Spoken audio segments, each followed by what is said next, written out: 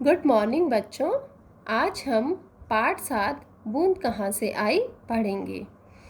प्यारे बच्चों, बारिश में नहाना सबको बहुत पसंद होता है और बच्चों को तो बहुत ज़्यादा।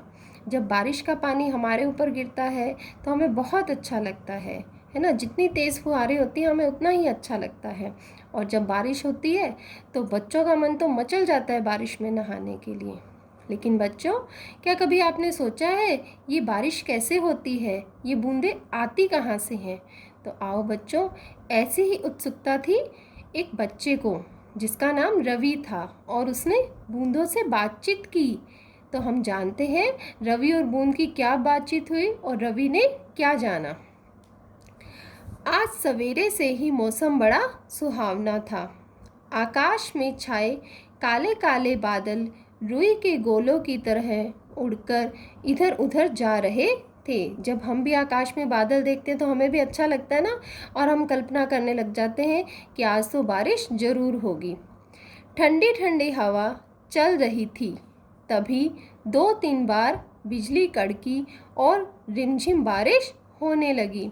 मिट्टी की भीनी भीनी सुगंध आने लगी और जैसे ही मिट्टी के ऊपर वर्षा की बूंदें पड़ती हैं, बारिश का पानी आता है तो एक सौंधी सौंधी खुशबू आने लग जाती है, भीनी भीनी सुगंध खुशबू आती है। तो उससे भी हमें पता चल जाता है, जब हम अंदर होते हैं और अगर वो खुशबू आती है तो ऐसा महसूस होता है बारिश हो रही है। आज रवि की छुट्टी थी। ये जो रवि है इसकी छुट्टी थी और वह अपने आंगन में खेल रहा था। रवि अपने बरामदे में आकर खड़ा हो गया। जैसे बारिश आती तो हम भी बाहर हाथ निकाल के उसको महसूस करते हैं ना। बारिश का पानी हमारे हाथ के ऊपर गिरता है, हमें बहुत अच्छा लगता है। और बारिश की बूंदों को देखने लगा। इतने में एक बड़ी सी बूंद रवि की बाह पर आ गिरी। और इतने में क्या हुआ, एक बड़ी सी बूंद क्या हुआ, रवि की बाह पर आ गिरी। मोती की तरह चमकती पानी की बूंद से रवि ने पूछा, अरे बूंद, तुम कहाँ से आई हो? तो जो बूंद रवि के हाथ पर गिर रही थी उससे रवि ने क्या पूछा, अरे बूंद, तुम कहाँ से आई हो? बूंद झट से बोली, आसमान से।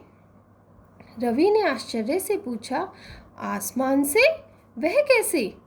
बूंद ने कहा, हाँ, आसमान से। वही तो मेरा घर है। बादल मेरा जहाज है, एरोप्लेन जिस पे बैठ के मैं घूमती हूँ इधर उधर। उसी पर बैठकर मैं आसमान में घूमती रहती हूँ।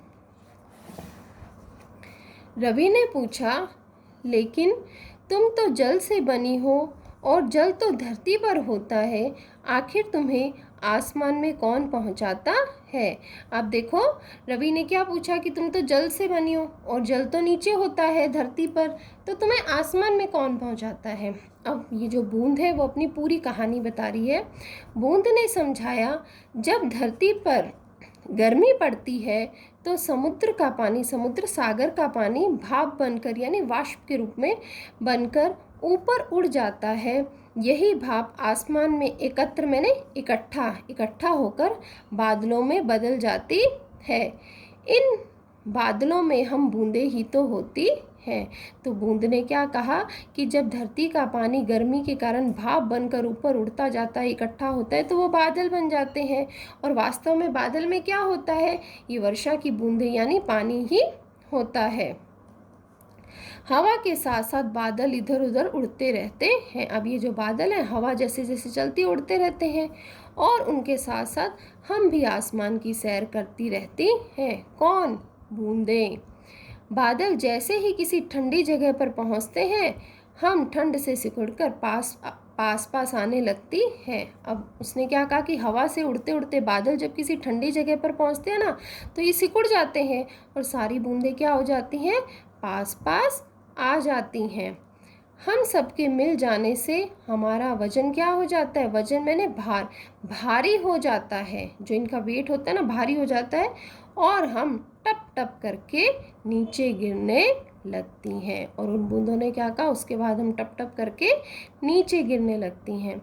इसे ही बारिश कहते हैं। अब उन्होंने क्या कहा, इसे ही क्या कहते हैं, हमारा टप टप नीचे गिरना ही क्या कहलाता है, बारिश। रवि को बूंद की कहानी सुनकर बड़ा मज़ा आया। उसने पूछा, इतनी ऊंचाई पर तो तुम्हें बहुत अच्छा लगता होगा। अब रवि ने क्या पूछा बूंद से कि तुम तो इतनी ऊपर आसमान में होती हो, तुम्हें तो बहुत अच्छा लगता होगा। बूंद बोली, अच्छा तो लगता है, लेकिन ऊपर सर्दी बहुत लगती है, वहाँ हम सब बूंदें पास पास बैठती हैं। रवि ने पूछा, अच्छा यह बताओ, अब तुम सारी बूंदें यहाँ से कहाँ जाओगी? बूंद ने हंसकर कहा, इतना भी नहीं जानते, यहाँ से हम पानी में बदल गई हैं, अब हम बहकर नदियों में जाएंगी। अब नीचे जब धरती पे पानी गिरता है और वो इकट्ठा होकर बहने लग जाता है और बह के सारा कहाँ जाता है? नदियों में। और खेतों में गिरता है तो सिंचाई के रूप में काम आता है, और खेतों की सिंचाई करेंगी, बांधों में जाकर बिजली बनाएंगी। बांध क्या होते हैं? वह स्थान जहाँ नदी के पानी को रोककर बिजली बनाई जाती है, जो डैम है।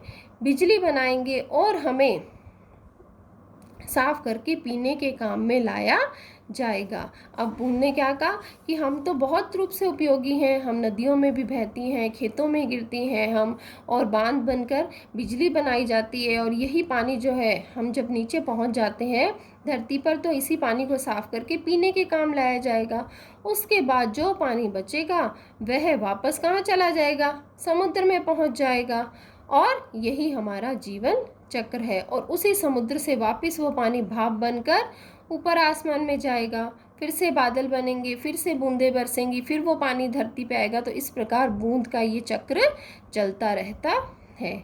आशा है बच्चों आपको ये पाठ समझ आ गया होगा। अब हम आगे पढ़ेंगे शब्द ज्ञान यानी वर्ड मीनिंग, शब्दार्थ। सुहावना, सुंदर, अच्छा। सुगंध, खुशबू, सुगंध, खुशबू। बाह, बाजू, बाहें, बाजू। जल, पानी, जल, पानी। समुद्र, सागर, समुद्र, सागर। एकत्र, इकट्ठा, एकत्र, इकट्ठा। सिंचाई, पानी देना, सिंचाई, पानी देना। बांध, वह स्थान जहाँ नदी का पानी रोककर बिजली बनाई जाती है। बांध क्या है? वह स्थान जहाँ नदी का पानी रोककर बिजली बनाई जाती है। अब है इसके राइट रॉन्ग, यह भी हम देखते हैं बच्चों। सही कथन पर सही और गलत पर गलत का चिन्ह लगाइए। आज रवि की छुट्टी है, सही है या गलत? सही। बारिश की बूंद रवि के सिर पर आ गिरी, देखो सिर पर आ गिरी थी या रवि की बाह पर आ गिरी थी? बारिश की बूंद जो थी वो उसकी बाह पर आ गिरी थी, सिर पर नहीं आई थी, इसलिए ये गलत है। बादल भाप से बनते हैं, बिल्कुल सही है। और बारिश का पानी सिंचाई के काम भी आता है, सही। बच्चों इस पाठ को ध्यान से पढ़ोगे और समझने का अभ्यास करोगे। धन्यवाद।